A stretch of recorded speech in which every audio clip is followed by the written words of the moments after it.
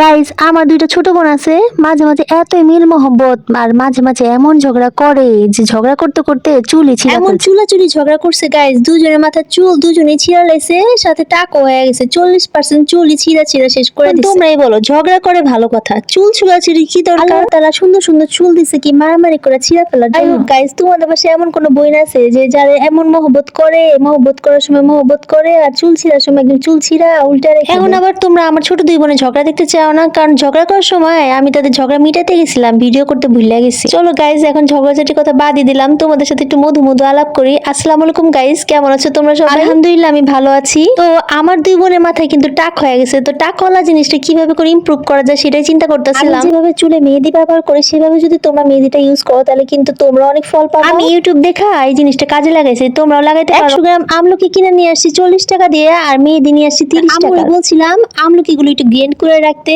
আম্মু আসলে ছোট ছোট গ্রেন্ড করে রেখে দিছে আমলকি। এই গ্রেন্ড করা আমলকির সাথে মেহেদি আর কালো জিরা মিশায় আমি ব্লেন্ডারে দিয়ে দিয়েছি আর একটু মিহি করার জন্য। মেহেদিটা এত সুন্দর করে গ্রেন্ড করা হয়ে গেছে, তখন এটার সাথে মিশিয়ে দিয়েছি ডিম। তোমরা অনেকে আছো যে ডিমের গন্ধ একদমই নিতে পারো না, তারা একটা কাজ করবা, এই ডিমের সাথে একটুখানি লেবুর রস মিশিয়ে দিবা, তাহলে গন্ধটা একদমই কমে যাবে। আর মাথায় কিন্তু ডিম দেওয়া কিন্তু অনেক উপকারী, এটা কিন্তু প্রোটিনের কাজ করে। বাসায় যদি কলা থাকতো তাহলে কলাটাও দিয়ে দিতাম, কিন্তু বাসায় আমার কোনো মতে কলা ছিল না। আমার বাসায় লেবুও ছিল না, তাই আম্মু বললো একটু ভিনিগার মিশিয়ে দিতে। আর ভিনিগার মিশালে কিন্তু চুল ঝরঝরা সিল্কি আর মিশমিশে কালো হয়ে যায়, ওটা তোমরা এইভাবে মিক্স করে মাথায় দিয়ে রাখবা, তারপরে আধা ঘন্টা পরে বা 1 ঘন্টা পরে উঠায় ফেলবা, ধুয়ে ফেলবা শ্যাম্পু করে। তারপর তোমাদের একটা জিনিস দেখাই কিভাবে করে তোমরা তেল বানাবা সুন্দর। এই তেল দিলে গাইস তোমাদের মাথায় চুল গজায়, মানে ডবল চুল গজায়। প্রথমে আমি নরমাল নারকেল তেল নিয়ে নিলাম, তারপর সাথে দিয়ে দিলাম এই যে গ্রেন্ড করা আমলকি আর নারকেল তেল মিশায় আমি চুলের মধ্যে দিয়ে দিছিলাম কতক্ষণ গরম করার জন্য। এটা দিয়ে আমি গরম করব হচ্ছে গিয়ে 30 মিনিট বা 10-15 মিনিট। আর এই যে দেখতেছো চুলার আঁচটা থাকবে ঠিক ডিম আছে, একদম কিন্তু বাড়ায় দিবা না, তাহলে কিন্তু